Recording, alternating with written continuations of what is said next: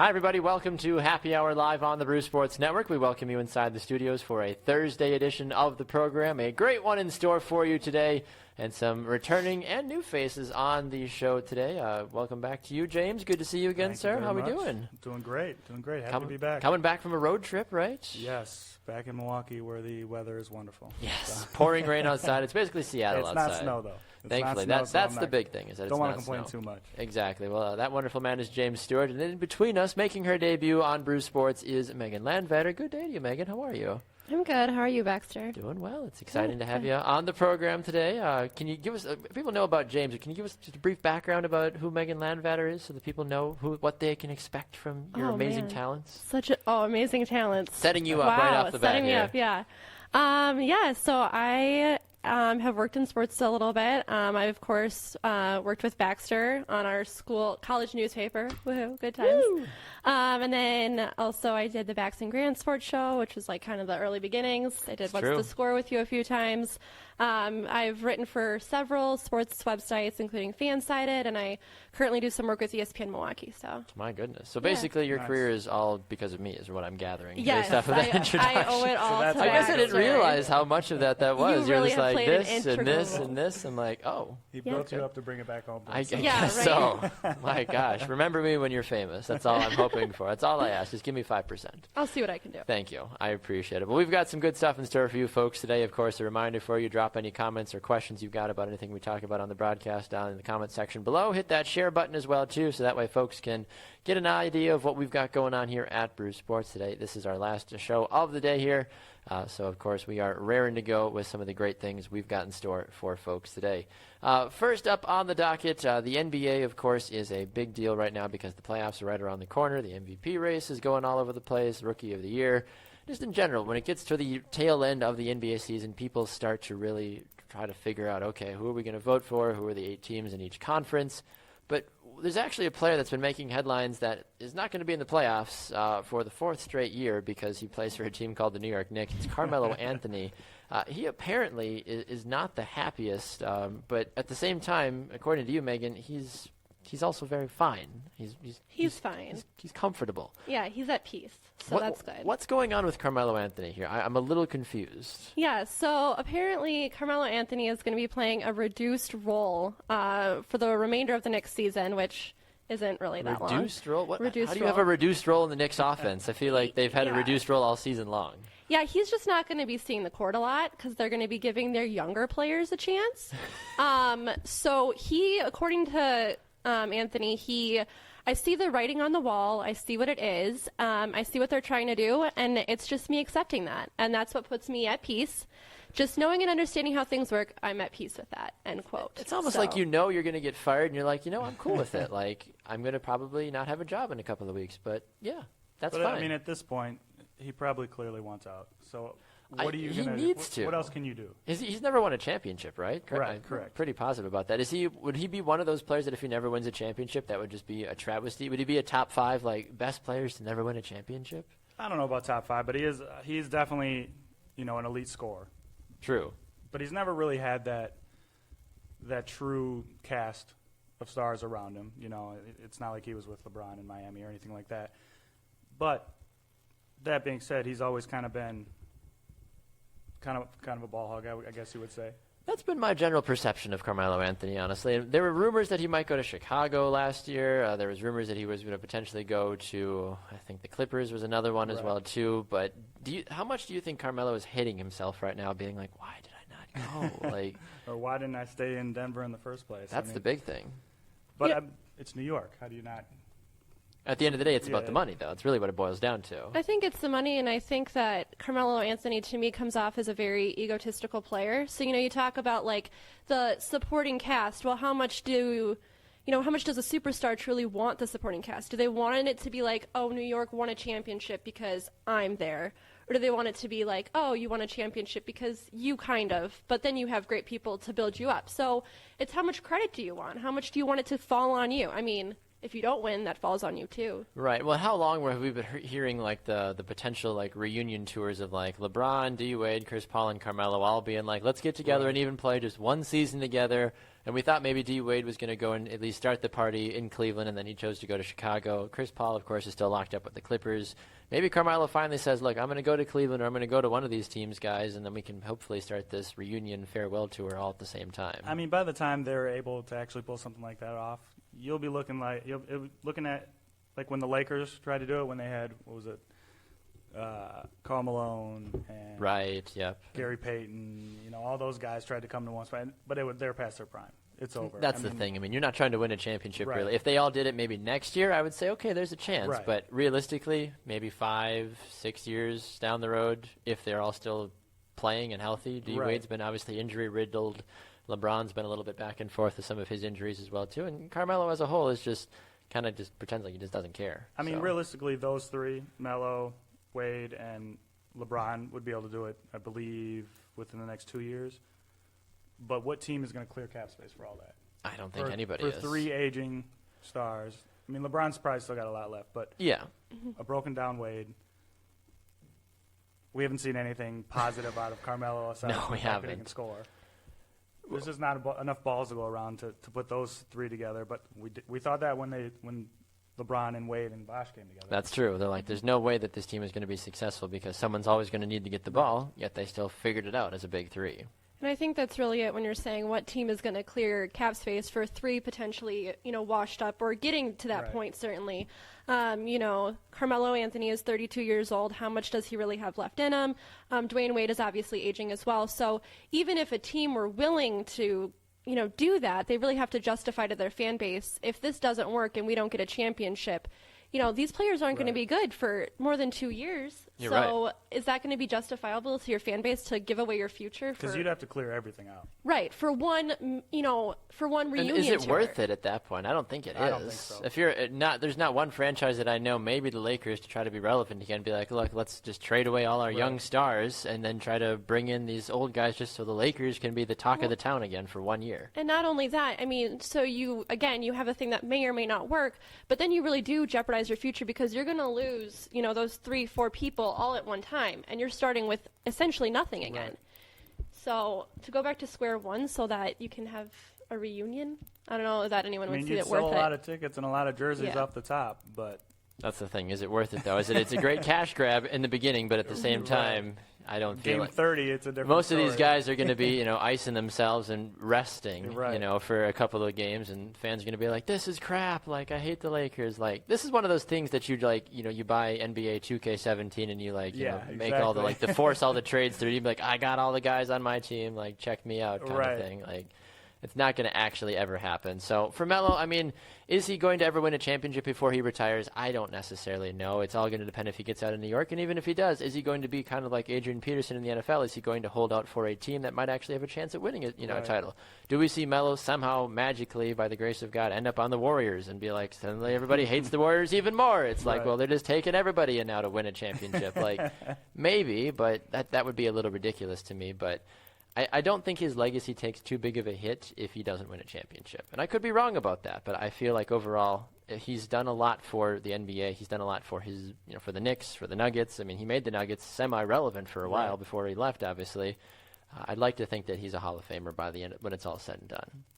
Yeah, I think that certainly putting a championship on your resume, I mean, in any sport, any athlete, if you add that to your resume, that clearly, sets you up for success. But I don't necessarily think that him not winning a championship denies him the Hall of Fame. I mean, there have been plenty of athletes who don't win rings, and they are still looked at as, all-time greats. True.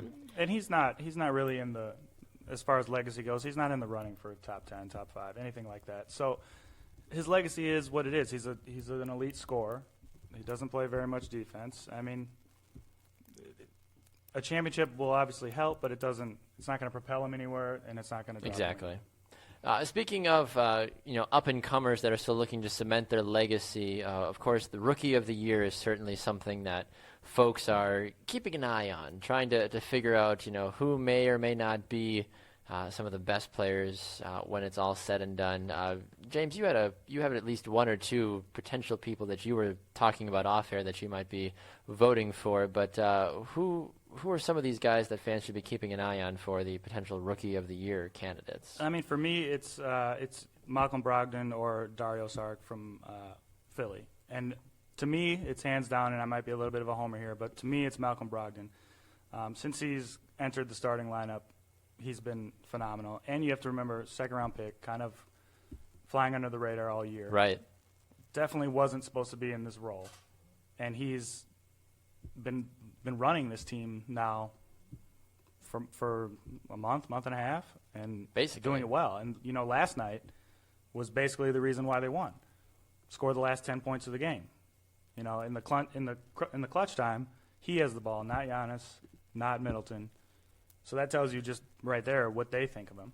Exactly. And that's the big thing. I mean, I find it funny, too. I'm looking just at a couple of different lists here in front of me, and Malcolm Brogdon is nowhere on any of these lists. So, of course, that's why you're kind of, shrugging your shoulders a little bit, going like, look, guys, might be a bit of a homer pick. But at the same time, rookies are so hard. When you look at MVPs, it's like, okay, if you took them away from their team, would this team still be successful? For rookies, it's like, well, it's more of an individual performance. It almost doesn't even matter that much in terms of how good or bad your team does, because you're looking at some of these guys being potentially considered. You've got a guy from the Knicks, a guy from the Suns, a couple of guys from the 76ers. I do take issue with the fact that Joel Embiid in a lot of these lists is listed as the potential favorite, where he hasn't even played he played 31 games this year, and then he got hurt. And I feel like that shouldn't warrant exactly in his third year. I mean, I think that rule in itself. Can you explain this to me, because I guess I don't know enough about this. Basically, if you don't play enough games, you're considered a rookie. If you don't play the season, so like Blake Griffin didn't play his rookie season. Sure. The next season was considered a rookie. I've never heard of that in any other sport. Yeah, so it's only sport they do it in is baseball, where it's enough games. But in basketball, if you don't play.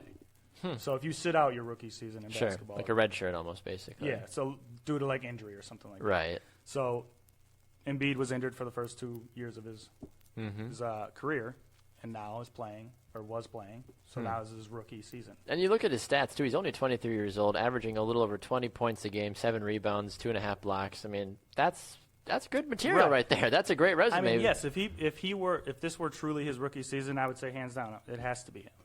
But you also have to think, I mean, he's gone through, maybe he hasn't played 3 years. Yes. But he's practiced 3 years. He's been with coaches for 3 years. He's had elite NBA training for 3 years. He knows his way around the facility. He's still not getting lost like a rookie. Right. And you bring up exactly the point I was going to say, because I could see the argument where people are saying, look, he was injured, didn't really touch the court, therefore this makes it his rookie season. But like you had said, I mean, he still has been in the system. Yes. So he's been coached up. He knows what he's doing. He's seen the playbook. Yep. He has been around that for, 3 years now versus a true rookie who they are really diving in fresh. This is their first, feel for it. Right. And if they're still putting up performances that are stellar, that's different, because this is their first true NBA experience. I mean, You're right. Embiid probably understood, what traveling was going to be like, what it was going to be like. Yes. Staying in the hotels and the back-to-backs and just finding the NBA Tinder accounts and stuff like that. That stuff too. The little details, really. But all that stuff plays into performance. I mean, there's a lot more. I guess I don't know firsthand, but I would at least think that Embiid was able to handle a lot more of the pressure this year because of the fact that he's been around. Yeah, and I'd agree with you on that one. Patrick on Facebook says Malcolm Brogdon is a great choice for Rookie of the Year. He's been getting better as the year has gone on. I do agree with that. I mean, the little I've seen of the Bucks this season, the couple of times I've actually been able to tune in, Malcolm Brogdon is the guy that either A, has the ball a lot, or is just being talked about. The announcers, even if he doesn't have the ball, is still getting a lot of press in a good way. So I think certainly someone to keep an eye on, maybe that dark horse, but I feel like it's almost disrespectful to the rest of the guys that have played 60-plus games all year long for Embiid to win this title, if that ultimately ends up being the case. And it almost is like the hype. He's the number 3 pick. Joel Embiid, woo! Yeah, it's almost you've been around for 3 years. No.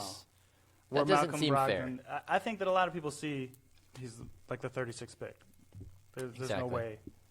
That's the big thing. That like only in the NBA is like being in the 30s is like a Yeah. bad thing. It's just, I mean, baseball, they have like 17 rounds or some ridiculous thing like Right. that.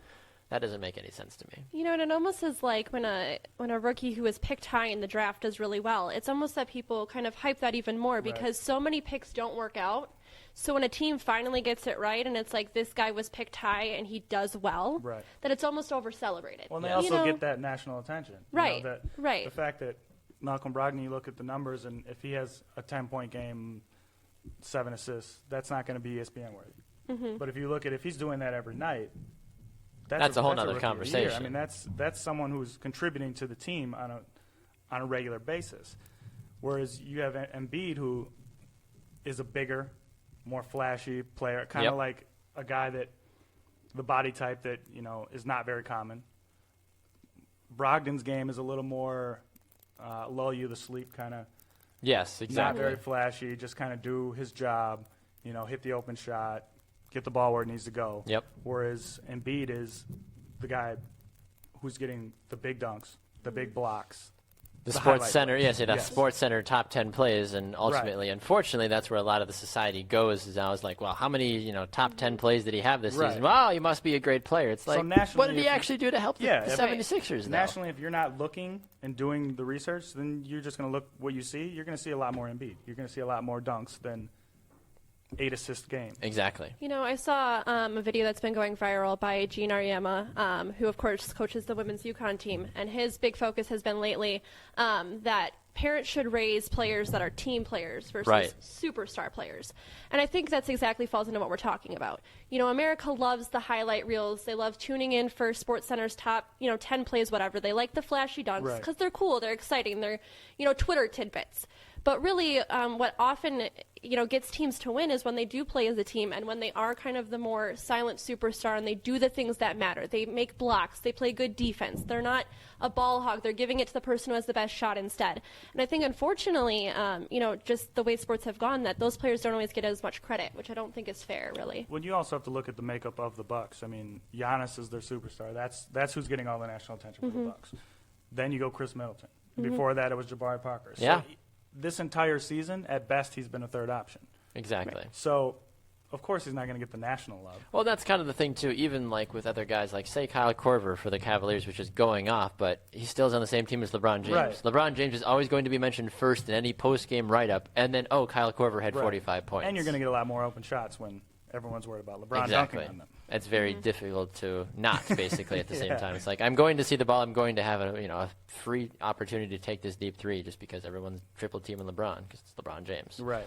All right, moving away from the NBA here and into the NFL. Megan, you found a great story here that I think is just almost laughable in the sense of that this is just I don't know. I don't know what to say about this. But Greg Hardy, for those that remember, a very successful player when he was with the Carolina Panthers. Then he got into trouble. On the field, yes. Then he got into trouble off the field, I believe, with domestic violence with his girlfriend. Something to do with a lot of guns and all that fun business. Then he spent a little time with the Cowboys because Jerry Jones is the man of 18th chances, basically. And then he got cut, of course, after that. But now apparently he is playing in arena football? What is he doing? Well, he has, so apparently he's trying to get back in the game, I guess, in any way that he can. I guess the NFL is not an option for him anymore because he has started to pursue an indoor football team. And his most recent endeavor was with the Salt Lake Screaming Eagles. For those of you who don't know, this is an indoor football team that the fans basically run. Oh. So they use Twitter and polls, and they ask their fans for what plays they should run, which players they should sign, like how to run their team, basically. How does that work? It sounds awesome. I think it's awesome. I want to get involved in this team. Like, I want to be functional, though. That's the thing. Like, do they have longer play clocks? It's like, wait, guys, we haven't gotten enough tweets yet. Like, we should pass. Pass the ball. No, run! Run! Like, good play. Yeah.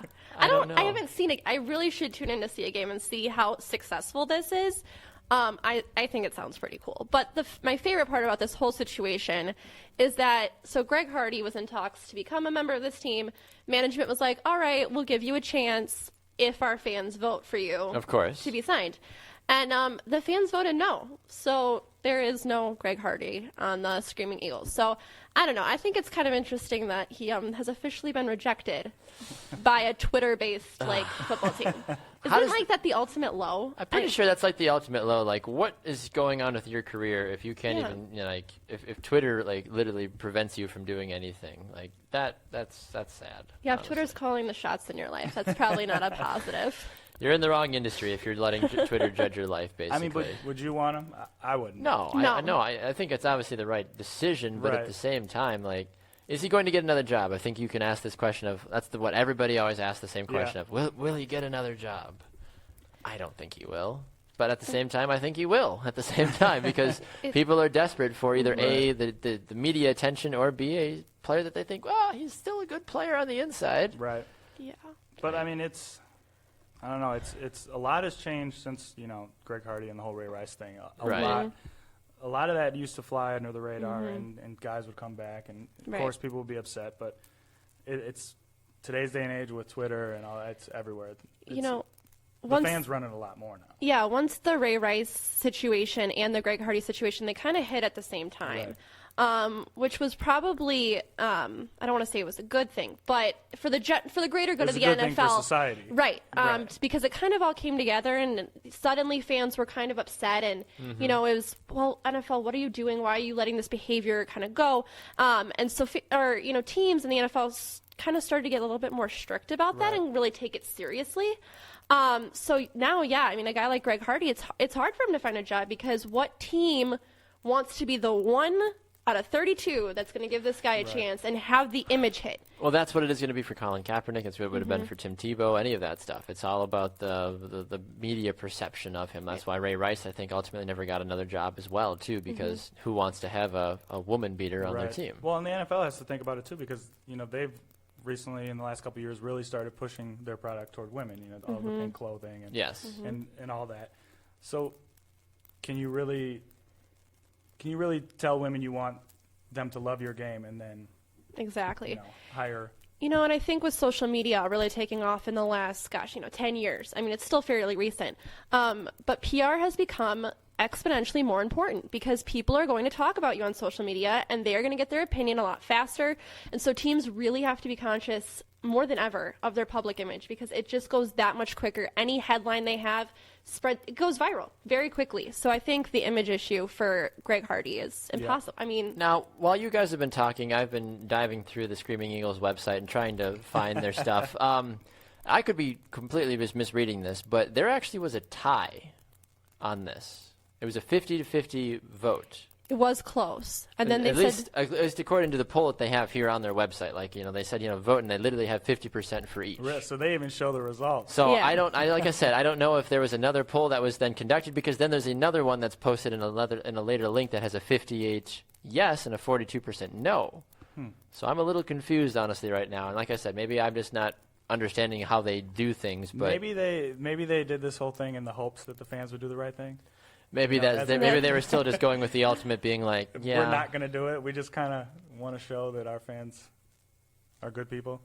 Hopefully. I don't know. But there's apparently an app that you can download to play along. You get notifications. It's almost like if you've played the Fire Fan app or anything like that. It looks like it's almost something like that. But download the Screaming Eagles app, the most powerful app in sports history. Yeah, you call plays in real time during our games from anywhere, like Madden for real life. Make your vote heard by helping to make every key team decision. Wow. Yeah. Rack up fan IQ points to become the ultimate Screaming Eagles fan. This is very interesting. Holy cow. I feel like, don't you need to download that app I need now? To find, yeah. I know. It's so intriguing. Good Lord. Of course, Mark Cuban supports this. Should have known. It's the Shark Tank in him, Should have known better. Genius. This is interesting. The app gives fans 100% control over play calling. I mean, how is it not? Like, has this ever really been? No, I can't think of any situation. I've never heard of it. Where fans have been given that much control. Wow. It's incredible. I'm looking at, I can vote now for how many play call votes will be cast in Week 7. Okay, you can vote for different, like the interception of the game. I would just vote punt every time. Yeah, right? Either that or like when you're in Madden and you're like, oh, it's 4th down, I have no chance, but I'll go for it. 100%. Like, wouldn't you vote go for it every single time? Why wouldn't you?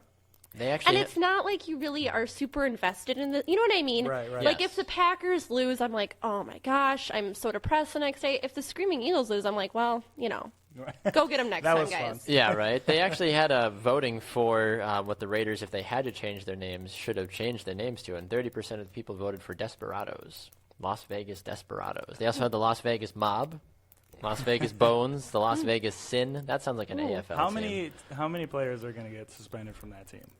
The Las Vegas Raiders? Yeah. I think that literally I'm not going to touch any of them for fantasy football. No. In 3 years, Especially not that first year. even if Derek Carr or whoever's on that team, I'll be like, pass. I'm going to take a pass. I'm going to just boycott the Raiders for at least a year and just to see. Just see what happens. Like, they are literally asking for it, aren't they? Like, you put arguably the most, one of the most controversial football teams in the NFL Right. Of course into it's one the of the Raiders. most controversial cities in all of the United States. Yeah. What do you think is going to happen? Do you think it's all bad? I mean, do you think that taking a team out of California who has just how many got- teams does NFL teams does California have? Like, Well, LA's got honestly, at least 43 teams, so I mean, seriously. So does going into a new state, a new market, like is That's it true. I mean, all LA's got three- horrible? it's not all bad. No, Cali's got 3 teams now since the Raiders left. They've got the 49ers, the Chargers, and the Rams. Rams, yeah. So they've got 3 teams. They had 4, obviously, with Oakland. Now they're gone in a couple of years. So that's always the hard part about it, because you look at states like California, it's like, stop hogging all the professional sports teams, but at the same time, it's like, California's huge, so it's like, you honestly forget that The problem Sacramento's... is none of them are good either. That's the big thing. Yeah, That's the thing that really bothers me. It's not like California's like this massive hub for sports Right. dominance. It's like Cleveland and Boston and all these other like random cities that are like, really? Why is LA not doing anything? That makes no sense to me. But it's always the cities though that don't have the big attractions. What do Yeah. you- how much trouble really can you get in Boston or in Cleveland?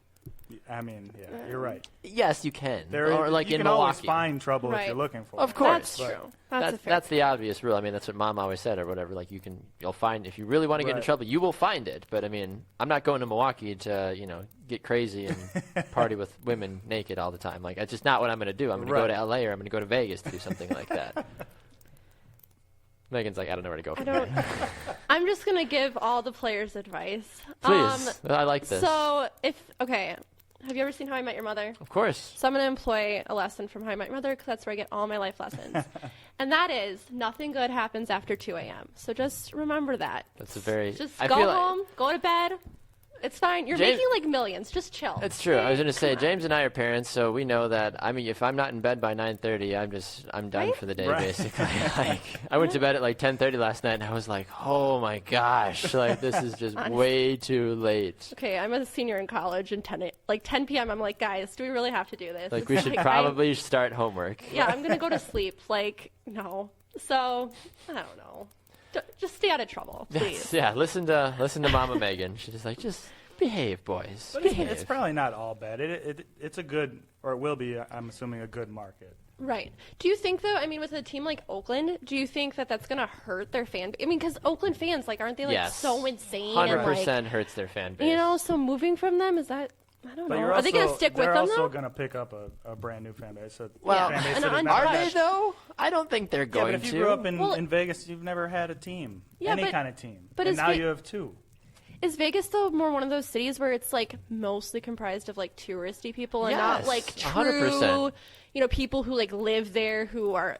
I just don't see that many Yeah. people who are really invested in Vegas other than like, hey, this is a fun vacation spot. But all those people there did not have the option to go to NFL games. True. Now Yeah. they do. That is true, but I think at that And they'll point, be though, betting on it. all of those, well, obviously, I'd be just appalled if they weren't. Oakland last year, though, was 31st in overall attendance at their games. 31st, so second to last. Right. Only the Rams were worse. So Oakland had I think, like 967,000 fans home and away go to all their games. The Rams had 625,000. But they were also leaving. They were. So, I mean, you could probably expect even worse from Of course, Raiders. of course. And then you flip it around. The Cowboys had 1.3 million people come to their games. The Cowboys averaged 92,000 people at every Right. game. Like, I mean, that place is duh. Who doesn't? I'd go there just to watch the I was going to So say, it's Dallas Jerry is like an experience. Right. It's not just football. You just have to It's see the that experience. Jumbotron. Right. That's the big thing. It's like I just want to experience the Jumbotron. A couple of things here on Facebook. David says, I thought I read that the final percentage for the Greg Hardy deal was 50.1 to 49.9 or something like that. He's like, maybe that's why it's showing up as 50-50 because they can't show the decibels. Decimals, not decibels. David said, you don't want to touch them because you don't know where they've been. That's, I'm assuming, talking about the Vegas players. And David also says, no good news comes out of the club. Depends on the club you go to. Just going to throw that out there. I want to ask this of you guys as well, too. We didn't talk about this before the show. Sticking with the relocation of the Raiders, Tanner Burke and his brother Trevor talked about this on Pick 6 earlier today about possible other cities that you could expand into. You've heard the Torontos, you've heard the Mexico cities, you've heard the Londons. But what about staying domestically in the United States? Some of the cities they tossed out were Salt Lake, Portland, Honolulu, Birmingham, Alabama. I was curious to get your thoughts about if you, number one, think we will ever see another expansion franchise, because they're at 32 right now. I think it's a solid number. But then you also have states that literally have nothing in terms of professional sports, like Nebraska and Iowa, that live and breathe college football. Right. Would an NFL franchise be sustainable there? I mean, I'm sure nobody thought Michigan was going to be sustainable for a long time, or some of the other small, You have to even wonder, though, Wisconsin. Go With ahead. those, you have to wonder, though, like Nebraska, like Alabama. Yes. Are those just too far gone? Those are just too far towards college football that it's almost like. That's my concern, Yeah. honestly. I would definitely say that with Alabama. I think you're too far. I mean, you're too into the Crimson Tide. Right. They're good every year. It's not They're like basically you're watching a professional football team. Yeah, you're not Right. watching a dying team. You're not Right. desperate for that. And also, I will say, I'm from Nebraska. So, Oh, I forgot about that. yeah, good times. So I will say from that experience, even though they don't have a professional team, what you'll find in states is that you do. I mean, you cling on to somebody. Right. That's So- that's the I mean, because thing. the NFL, You know- you're going to watch the NFL. Right. So, I mean, for a lot of people in Nebraska, it's, you're either a Vikings fan or you're a Packer fan. Like, that's the two team, Chiefs fan maybe. So, I think in that regard, like, I don't know that they necessarily feel the need for that because so many people are already attached to a franchise, whether or not they're from that state. What about, though, like, when Houston was, brought about? Like, were those all, like, transplant Cowboy fans? Or leftover Oiler fans. Also possible. I mean, so many. I think you're going to have a team move as opposed to adding another team. I think Agreed. so.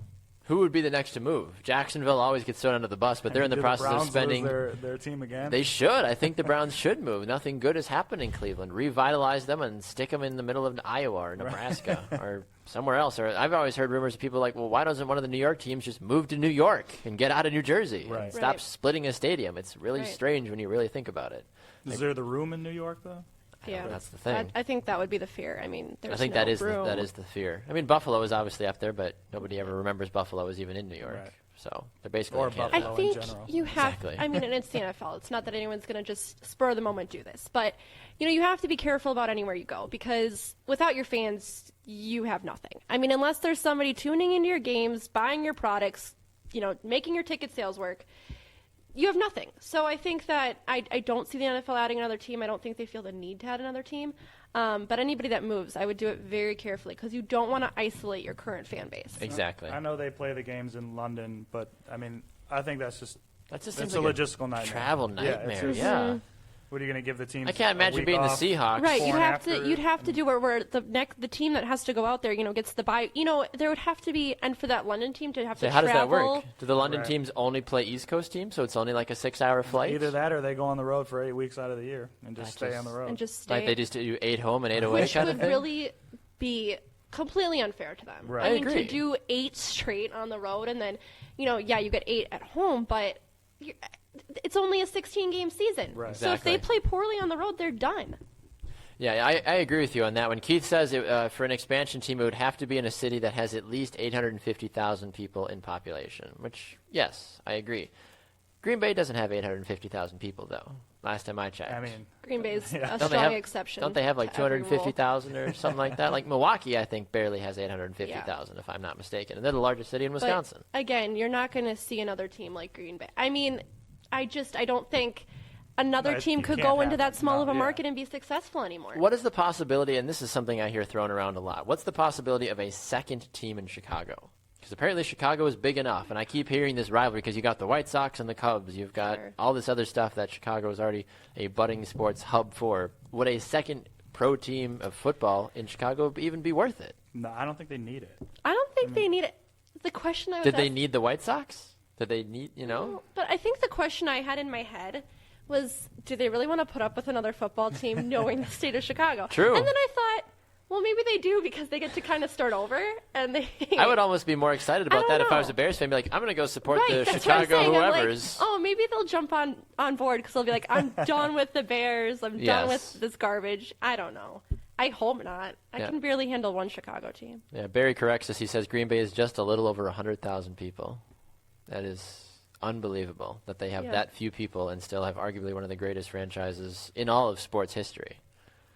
It's not about the amount of people, I guess. I mean, that's the thing. It's not like this isn't like a high school where you're trying to pull from the population. Like, right. The Miami Dolphins aren't pulling from Miami. They're pulling from the entire country. And think, though, in terms of Green Bay, think about where you are geographically. I mean, you're in Wisconsin. Like, yes, I love it dearly, but there's not a whole lot of stuff going on, okay? It's true. In the winter, on Sunday, where are you? You're watching the Packer game. Yeah. You're not going to be outside. Think about Miami. That's a whole different ballgame. You're on a Sunday, and you're going to sit in and watch the Miami Dolphins when I could be at the beach.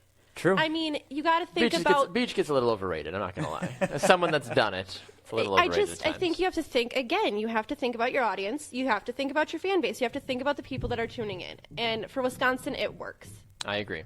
I completely agree with you on that one. All right, moving out of the football world, I want to talk about the Final Four just because we are a couple of short days away from that taking place. I've only got one team left in my bracket, the lonely Gonzaga. Unfortunately, I don't have them winning. I have them losing to what would have been the Michigan Wolverines, but, you can save whatever jeers and sarcasm you want to throw my way about pitching the Wolverines. It's over for me. It's over for you. Who are your four Final Four teams? Duke, UCLA. I don't even remember. Maybe Louisville. I'm actually realizing that I have UNC as well, too. So Gonzaga, UNC, but I had, obviously, Michigan beating UNC. But still, two of my four Final Four teams are there. I had Virginia, Michigan, Gonzaga, UNC. And obviously Gonzaga and UNC made it. Who do you have, Megan? I have UNC. I believe, I'm going to be honest Megan moment. I filled out 3 different brackets, so it's kind of hard to keep track of all that. Of course, a lot going on. But I believe I had Florida, and the one I'm just talking about right now, the UNC one. Florida in there. I'm so happy Florida's not in there, though. Louisville, maybe? And I don't know who I had, honestly. Who was the other? Who would I have had? Who else was good this year? What's the 2 seed in the one? Oh, Kansas, Gonzaga's Duke. the one. Who was the 2 seed in that one? In 2 that seed side? Arizona. Oh, Arizona. That's who I had. That's who I had. Oh. Arizona. Yep. Are you disappointed and or surprised by this Final Four? South Carolina, Gonzaga, Oregon, UNC. Could it have been better if there were other teams there as opposed to the 4 that made it there?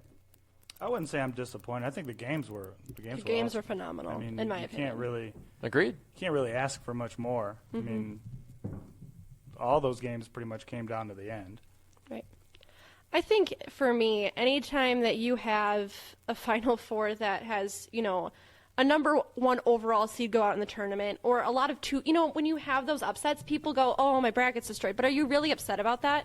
No, you're thankful that the underdog is winning. I mean, for the most part. You live for that drama. Right. So I wouldn't say I'm disappointed. I mean, there's 2 1 seeds left, but there's also a 7 in there. There's also a 3 in there. So it's not bad. So you're saying you wouldn't have changed anything about the 4 teams that are there? It's not something that you've been sitting home at night being like, this would have been an even better Final Four if this team was there. I mean, if Wisconsin was there, I wouldn't complain. But, of course. Whatever. I mean, honestly, I just want all the underdogs to win. Of course. I think it would be one of these years we're going to get all 16 seeds in the Final Four. That would be phenomenal. That would be incredible. Patrick says, I would love to see Oregon versus South Carolina or Oregon winning it all, but it will likely be UNC versus Gonzaga, with UNC ultimately winning it. So granted, if Oregon or South Carolina somehow pull off a national championship, it would be a great story. I don't disagree with that. Right. How realistic is that, though, for a Ducks or a Gamecocks national championship? When I look at South Carolina, I mean, to have a 7 seed win it all, not typical. But the way they've played, and I mean, the way they've dominated some teams on this road there, and a lot of times in sports, you have to argue that the hot hand wins. Right. Sometimes you have a 6 seed in the NFL take the Super Bowl. And different Packers in situations like that. 2010. It's not all about the seeding. It's really not all about the seeding. So I wouldn't be surprised at all if South Carolina pulled it off. If it's your year. It's your year. they're hot. And that's like you said. That's kind of how the tournament's won. I mean, it'd be boring if the seeding worked out perfectly. Mm-hmm. Well, of course. Oh yeah, absolutely. And I think that the teams even know that too. And I've made this argument before that I almost would rather not be a 1 seed. Right. I feel like, not that I don't want the pressure, but I feel like there's too much pressure. I think if I would get somehow between a 5 and an 8 seed, I think I would be just fine. Because all 4 of you aren't making it. That's the thing. It's like, 4 people walking into a room is like, guys, maybe one of us is coming out of this. Right. Like, that's the reality of it. Like, you're terrified. Whereas if you were literally any other seed, you know that you almost have a better chance than a 1 seed of making it to the Final Four, which is kind of mind-blowing. And you really have a think better about chance of making it than all 4 ones Yeah. making it together. Which is just such the craziest thing if you really think about Right. it. It's just like, how is that even remotely possible? It's like, you're the 1 seed. You must be the best team. Yet likely, here we sit, 2 of them are gone. Right. Mm-hmm. And it's just really one of those situations again. March Madness it's not like you're playing an NBA series. It's not, Exactly. like It's you one get, game. yeah, it's not like you get these, I get a redo, I kind of get to, get better. No, you have one game to win it all, to win it and move on, survive and advance. And so if you don't have your best stuff that day, you're not going to win. And it doesn't matter if you're a 1 or a 10. It's just how it plays out. That's why a lot of these 3-point teams make it further than they should, because they're hot that day. Right. Exactly. And that's why I had taken Marquette to go rather far in the tournament, and then they ultimately laid a huge They were egg. not hot that day. South Carolina was like, no, we're going to be Cinderella this year. You sit down, Golden Eagles. Like, Right, okay, yeah. Sorry about that. Maybe I should have, texted in that they were to shoot more 2-pointers again, or tweeted in or whatever. I'm genuinely excited to try to go and find this app once we get off the air. I want to check out how much their jerseys go for. You can buy a Screaming Eagles Toddlers T-shirt for $22. Okay, how about a grown man's shirt here? Let's see here. Falcons Up is there. Are you saying you couldn't fit into a toddler T-shirt? I don't think I could. They look like very retro though. Like you look at like the hats they've got. Like they've literally. Well, this is a trucker's hat. So literally though, they look. Is Salt Lake super like trucker like crazy? I thought they were super like Mormon. Like I feel like they'd be more Maybe conservative. they're rebelling. Maybe this is their moment. Okay. Maybe they are. Where are any of like men's shirts? These are all kids, women, children. They're done with babies. Here we go. Men's Talons T-shirt up. $19. I can get on board with that. A $19 one or a Screaming Can you Eagles. get your name on the back? There is a Screaming Eagles 2017 jersey T-shirt for $32. It doesn't say anything about adding an actual. How often does their roster turn over if they have fans voting yes and no on guys? That's what I Like, wonder. do you get cut You after dropped dropping the a touchdown pass? Done. We're done. Devontae Adams would go so quick. Like, you're done. You're out. He'd be done. That's a good point, though, and I honestly want to bring that up, though. Like, what teams would this actually be more negative towards, like, in regards? Like, who would you actually want to vote off of a team if you had the power to do something like that? That's almost like a reality TV show. It's almost like I almost you're don't not getting want a the power. final rose because Yeah. you fumbled the football. Yeah, it's probably true. If you're giving fans, in a real life, like the Right. NFL's real life, Obviously. in a situation like that, yeah, because you have a lot of hothead fans who are like, Devontae Adams drops a pass and you're just like, garbage. I'm done with him. Like Dropping him from my fantasy And team. then the next week he goes off for 200, and you're like, he's the best receiver of all time. And Claim, claim, someone, claim, your claim, rival claim. team picks him up, and then you're just like, oh shoot, like I should have been more level-headed. You almost need to give them That's me. vote I cut after him right 3 away days in after the fantasy. game. Like Yes. you can't do it like in the game. Jay Cutler would have lost his job a long time ago yeah. if Bears Okay. fans had the opportunity. Can you imagine an NFL team actually following this, though? Like, you get a guy like whoever, like, let's just say Tom Browns Brady. could try it. Tom Brady, yeah, right. Tom Brady just has, like, an awful game, and, like, Patriots fans are like, to hell with you, Tom Brady, and, like, he gets voted off the team. Like, you just voted a No, 5-time yeah. Super Bowl player off the team, and, like, the Browns are like, ooh, claim. Like, come on over, Tom. Honestly, Cleveland should just give it a shot. What? Why not? Right? Like they've tried. Get sure. Do you want to be on that team, though, if you're a Browns player? If you Does get any drafted, Browns you're- player want to be on the Browns? Yes? No? I don't think so. I don't know. So I don't think it makes a difference. Like, do they really want to be there now? I don't think so. Is Cleveland literally the worst possible sports city in all of sports? Aside from the Cavs. Well, and the Indians. No, so that's Indians, the thing, yeah, though. the Like, I Indians, forget yeah. about the Indians. They were in the No. World I Series know, last year. No, I don't think. It literally is just the Browns. I think it's literally Yeah, just the Browns. I used to think like Cleveland was like rough times, but I mean, when you have a basketball team that's good and an MLB team that's good, Yeah. I mean, what do you? It's hard to be like, you guys suck. Like, Right. It's not like the entire It's city's not bad. the city. Right, It's the Browns. It's literally just the You're Browns. you're the problem. Yes. Admit the Browns. You are the problem. Yes. You have a problem. Go away. Go home. Again. Oh, boy. Again, yeah. please go away. A couple of last things here for you guys. By the way, you can actually put whatever name you want on the back of the shirt. Fun Nice. fact. Then I need to get one. Screaming James Eagles. is sold. Men's premium. Do they team. have Guys, we could all tryouts, get or can I matching just, shirts. like, I bet you submit my bio and hope probably they could vote just for me? go for it. Yeah, that's the thing. Like I You should could start. start like a Twitter campaign. Yeah, right. You know, Like, Yeah, I get could yourself Do trending. some I've been kicking workouts. enough field goals for a long enough time. I feel like I could submit in a campaign to them, be like, "All right, guys, I want to come play for you." That sounds like just so much fun. Buy single game tickets for 2017. SaltLakeScreamingEagles.com. Road trip. Only 3,800 followers though. Expected better. They sound relatively new. I mean, I've heard about this hype I'm like sure they pretty probably just recently. came. So that they. just means every vote counts. That's right. That is a very good Your point. voice matters. Yes. There you go. These are some weird looking fans that they've got. The rejects. Oh my gosh, face paint. This is the red, white, and Good blue. for them. This is the red, white, and blue colors, though. It's just a little. Like, Well, they're promoting themselves as like kind of like the America's team thing. You know, is what I've kind of got the gist of. So red, white, and blue. true. America, like, you know, forget you, Dallas. Screaming Eagles. That'd be funny if people Maybe started. that's what Greg thought. Maybe he's like, I can get those America's team Cowboys. I'm gonna go play for the Screaming Eagles. That's right. Yeah, go after Like them. that literally has to be the worst thing. Like when you like hear like, sorry guys, sorry Greg, fans voted no. Like, Yeah, sorry bud, good luck. I'm telling you. If I was Greg Hardy, I would have told all my friends, be like, go get a fan account and vote for Vote me. for me. I need a job. I need a Please job, help. guys. I want to get paid super like small money to try to go and play for an AFL team Right. because that's what my life has come to. Used to be one of the most dominant pass rushers in the league. Then I was stupid, and then the Cowboys hired me, and I still was stupid, and then now here I am in Arena. But even then, I'm not. Maybe I'll go to Canada. Canada. Canada will take anybody, eh? They'll apologize for Greg Hardy. Be like, Right. we're sorry, man. Like he didn't mean to do it. It's okay. Come play for us here in Winnipeg. Like, sounds good, Greg. Thanks for that. Oh my Lord. Well, any final thoughts from any of you wonderful people? We're almost out of time here. So, anything else you want to hit in the sports world, either of you, or just something you want to just tell the world? I think I've laid it all out. You really have. I think you've I- done a great job, honestly. Okay, I mean, thank laying you. it all out there, just being like, look, guys, Told vote, you my feelings. vote Carmelo. You know, I guess my final thought: nothing good happens after 2 a.m. I'm sticking by that. Words to live Raiders, listen. by. Raiders Listen. fans, just anybody. Like if you were a millennial or anybody that has, Listen. a bank account and likes and is above the age of 21 years old, Right. nothing good happens after 2 a.m. You heard it here first. Yes, sir. James, any catchphrases or final thoughts you'd like to leave with our good fans? I got nothing. Got nothing. No, I mean, No we've- words of we've advice. said it all. You were a father. I feel like you'd have some sort of fatherly advice to throw out for the world. The advice is don't bet on the Raiders in the first year. Okay. Yeah. Leave them off your fantasy team. Yes. Or maybe for more than just a year. Talk your friends into doing it. Talk to your friends. Be like, guys, I heard There, yes. Derek Carr breakout season gets arrested the first day of the year for, I don't know, something dumb. Whatever you can do in Vegas. And virtually anything, Anything. honestly.